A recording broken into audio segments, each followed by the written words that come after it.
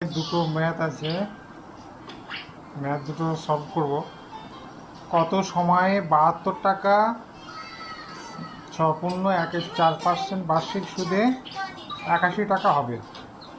একটু ভাবুন, তারপর আমি সলভ করছি।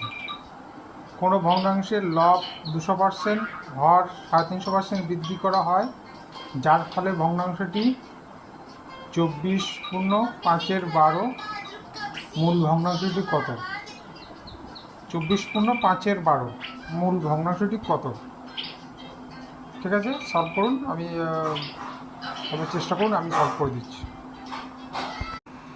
এটা কীভাবে সলভ করবে? এটা সব 6.4% সমান 25/400।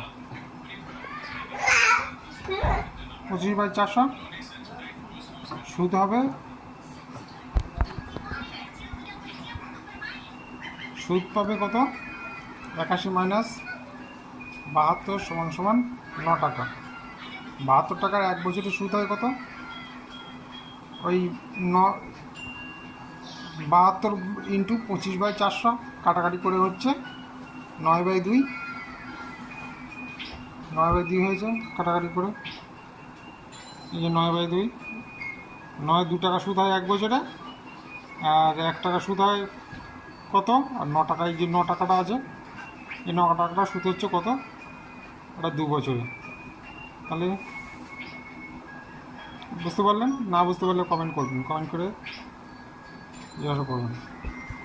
পরের কী ছিল? পরের অঙ্কটা, কোনো একটি ভগ্নাংশের লব 200% এবং হর 350% বৃদ্ধি করা হয়, যার ফলে ভগ্নাংশটি, আগে ভুল ছিল, 24/5 ছিল, ওটা 24টা হবে না, 5/12 মূল ভগ্নাংশটি কত?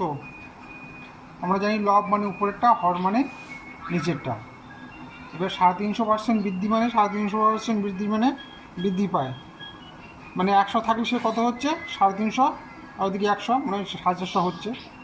আর একে আর একটা বলেছে লব 200% বৃদ্ধি পাচ্ছে। লব 200% বৃদ্ধি পাওয়া মানে কত? 100 থাকলে সেটা হচ্ছে 300। তাহলে আমরা পূর্ববর্তী সংখ্যাটা বার করতে গেলে কী করতে হবে? 450/300। পরবর্তী সংখ্যাটি কত হলো? 5/12। 5/12 ইন্টু 450/300। 450 কেন হলো? যেহেতু সংখ্যাটা বৃদ্ধি পেয়েছে, মানে হরটা বৃদ্ধি পেয়েছে, 450 হয়েছে। তাহলে আমি হরটাকে যদি পূর্ববর্তী ফিরে নিয়ে যেতে যাই, তাহলে 450